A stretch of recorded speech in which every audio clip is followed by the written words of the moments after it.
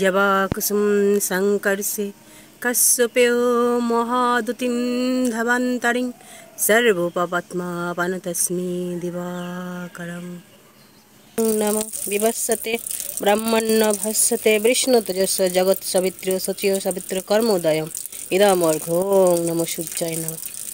বাবা ওঠো মামা, সকাল হয়ে গেছে তো, ওঠো মামা, ওঠো সোনা, মাম্মা ওঠো, সূর্য প্রণাম করো।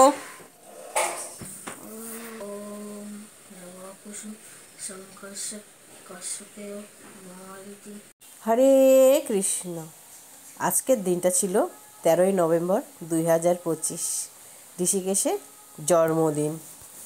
আর এই জন্মদিনের উপলক্ষে আমরা চলেছি মন্দিরে, কালীবাড়ির।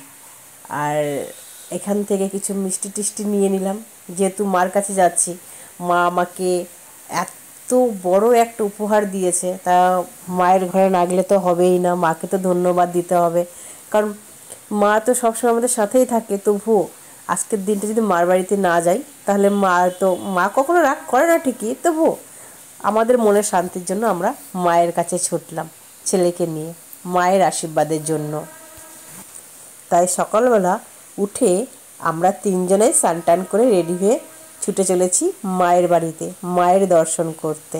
এই দিনটা আমরা মায়ের বাড়িতে আসি। আমি যদি নাও আসতে পারি তাহলেও ঋষিকেশকে ওর বাবার সাথে পাঠিয়ে দিই যে যা মায়ের সাথে দেখা করে আয়, মাকে ধন্যবাদ দিয়ে আয় যে মা তোকে এত সুন্দর একটা পৃথিবীর দর্শন করিয়েছে। ভগবানকে আমার অশেষ ধন্যবাদ যে ভগবান আমাকে একটা মেয়ে থেকে মা করেছে, একটা নারীর পরিপূর্ণতা দিয়েছে। তার জন্য ভগবানকে আমি যতবারই ধন্যবাদ দেব ততবারই কম হবে। ভগবানের কাছে আমার এই প্রার্থনাই থাকে সবসময়, আমি যেন আমার ছেলেটাকে মানুষের মতন মানুষ করতে পারি, ও যেন সত্যিকারের মানুষ হয়, মানুষের পাশে যেন দাঁড়ায়। এটাই আমার ভগবানের কাছে প্রার্থনা। ঋষিকেশকেও আমি সবসময় এই কথাই বলি, বাবা সবসময় অসহায় মানুষের পাশে দাঁড়াবে, এটাই মানুষের কর্তব্য। আর কি যেন নন্দী মহারাজের কানে কানে বলছে, আমি বারবার জিজ্ঞেস করলাম বাবা নন্দী মহারাজকে কি বললি, আমাকে বললই না। আর এদিকে আমরা একটু গঙ্গা দর্শনও করে আসলাম, কারণ মায়ের বাড়িতে এসেছি আর গঙ্গা মায়ের সঙ্গে দর্শন করব না এটা তো হয় না, গঙ্গা মায়ের সঙ্গে তো আমাদের দর্শন করতেই হবে।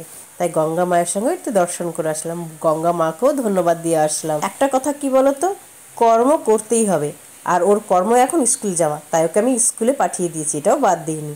আর এদিকে দেখো ওর জন্য কেক রেডি করে দিয়েছে আমার একটা বান্ধবী। কেকটা সত্যি খুব ভালো ছিল। ও আমাকে জিজ্ঞেস করেছিল কেকের মধ্যে কি নাম লিখবো, আমি বলেছিলাম একদম না, নাম হয় উজ্জ্বল করার জন্য, নাম বার্থডে মানে জন্মদিনের দিন কাটার জন্য না। তাই আমি ওর নামটা কেকে লিখতে না করেছিলাম।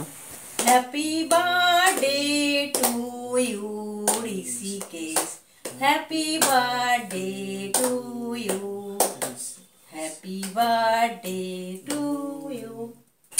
এদিকে কেক কাটাও কমপ্লিট হয়ে গেল, কিন্তু এরপরে এখন বাজে 6:30।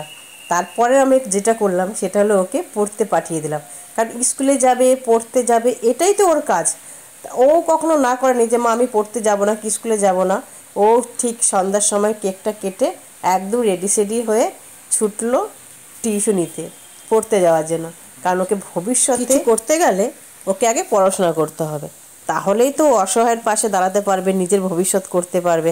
এটাই তো জন্মদিনের প্রধান উদ্দেশ্য, যে ওকে ভবিষ্যতে কিছু করতে হবে। আর তাই আমি ওকে স্কুলে পড়তে সব জায়গায় পাঠিয়ে দিয়েছি, কারণ আমি যেহেতু বাড়িতে কোনো অনুষ্ঠান সেভাবে করিনি, শুধু ওর যাতে মন খারাপ না লাগে যেটুকু করা সেটুকুই করেছি। তার জন্য ওকে আমি এবার পড়তে পাঠিয়ে দিলাম যে বাবা যাও পড়তে যাও, অনেক হয়েছে। হরে কৃষ্ণ।